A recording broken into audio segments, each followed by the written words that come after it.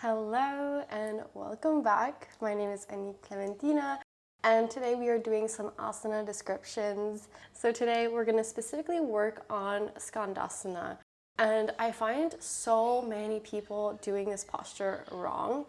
And so today we're going to talk about the cues, how to get in it, how to get out of it, what you should be focusing on, all of that. As always, we are going to focus on the upper body versus the lower body. And today specifically, we're going to work on the lower body to start and then move from there. So without further ado, let's grab our mats from CRK and get going. So I'm going to show you what Skandasana looks like, and then we'll go more in depth as to what that involves. Skandasana is bending one knee and extending the other. So for example, if I do Skandasana on the right leg, I'm bending deeply into my knee, lifting the other toes. You can get much deeper. Maybe you have a wider stance and you move lower.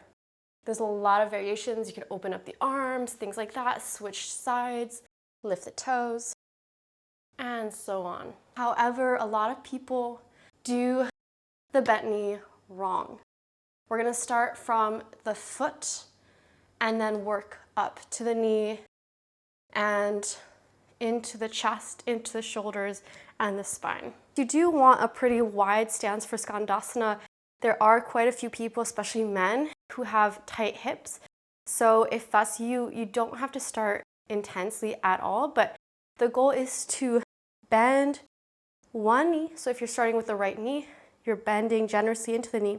And you're going to point the knee in the same direction as your toes. You don't want your toes pointing inwards and then your knee attempting to push out.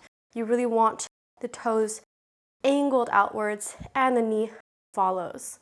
The knee doesn't have to be directly over the ankle, but it does help to keep the knee protected if you prefer. From here, then you lift the other toes up, so the left toes, and you begin to squat down. Now, it's important to note that your knee shouldn't be too far in front, so you're not doing like this and then that. You still want full control over Skandasana. So again, you're angling the foot out, you're bending generously into your right knee, lifting the left toes, and use your body awareness to notice when your body asks you to stop. So maybe it asks you to stop here, or maybe higher here, and that's fine. But you're not lifting the other heel up at the same time. They stay both planted.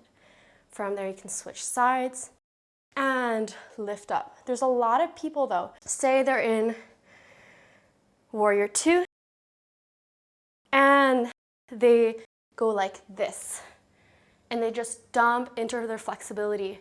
Their knee falls inwards perhaps, things like this. It's a big no-no. A lot of times teachers will ask you to lift your heel, but for the most part, your heel should stay planted, your knees pointing out. You're lifting the chest.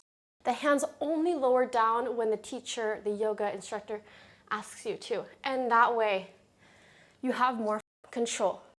You could even lower down and rise back up with control if you needed to. So as you can tell, there is a lot of hip opening that's needed for this type of posture, and you can start really, really slow. Just bending a little bit into one knee, lifting the toes, and then switching sides like that. And as you get more and more flexible in your practice, you start to lower down, switching sides, extending more, feeling those thighs rise up towards your hips, lifting, flexing your foot. And then this is when the rest of the body comes into play.